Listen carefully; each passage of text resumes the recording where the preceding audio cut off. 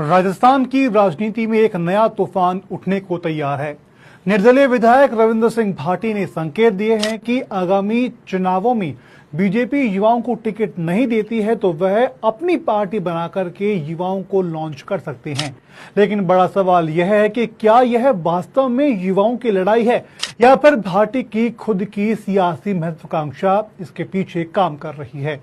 अगर रविंद्र सिंह भाटी अपनी पार्टी बनाते हैं तो इससे राजस्थान की राजनीति में कई समीकरण बदल सकते हैं। एक और हनुमान बेनीवाल है जो जाट समुदाय की आवाज बनकर के उभरी हैं, तो वहीं राजकुमार रोत वांगड़ क्षेत्र और भील समुदाय का नेतृत्व कर रहे हैं।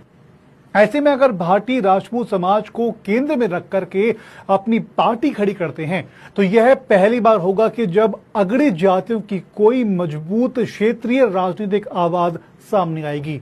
इसका सीधा असर भारतीय जनता पार्टी के परंपरागत वोट बैंक पर पड़ सकता है, क्योंकि बीजेपी अब तक अगड़ों की प्रमुख राजनीतिक पार्टी रही है और उनका प्रतिनिधित्व करती रही है।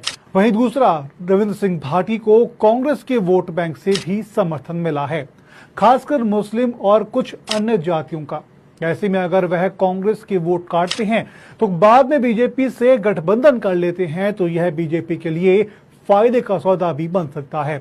अब राजनीतिक विश्लेषण का सबसे रोचक हिस्सा यह है कि क्या बीजेपी भाटी को अपने साथ मिलेगी या वह स्वतंत्र पार्टी बनाकर के तीसरे मोर्चे की राजनीति में उतरेंगे। अगर ऐसा होता है तो तीसरे मोर्चे में मुकाबला काफी दिलचस्प होगा। एक तरफ राजकुमार रोत हैं जिनके पास वर्तमान में सबसे अधिक विधानसभा सीटें हैं, दूसरी ओर हनुमान बेनीवाल है जिनके पास लोकसभा की एक सीट है लेकिन विधानसभा में कोई प्रतिनिधित्व नहीं है। वहीं रविंद्र सिंह भाटी खुद एक निर्दलीय विधायक हैं और संसदीय चुनाव में 6 लाख से ज्यादा वोट लेकर के चर्चाओं में रहे हैं, भले ही वहां पर जीत न मिली हो। अब सवाल यह है कि क्या रविंद्र सिंह भाटी वाकई एक नई राजनीतिक क्रांति लाने वाले हैं? क्या यह अगड़ी जातियों की एक नई राजनीतिक लहर खड़ी कर सकते हैं? और अगर हाँ, तो इसमें राजस्थान की राजनीति में किसकी जमीन खिसकेगी, बीजेपी की, कांग्रेस की या फिर मौजूदा तीसरे मोर्चे की? आपको क्या लगता है? कमेंट बॉक्स में कमेंट करके हमें जरूर बताएं। वीडियो को लाइक करें, शेयर करें और चैनल को सब्सक्राइब जरूर करें।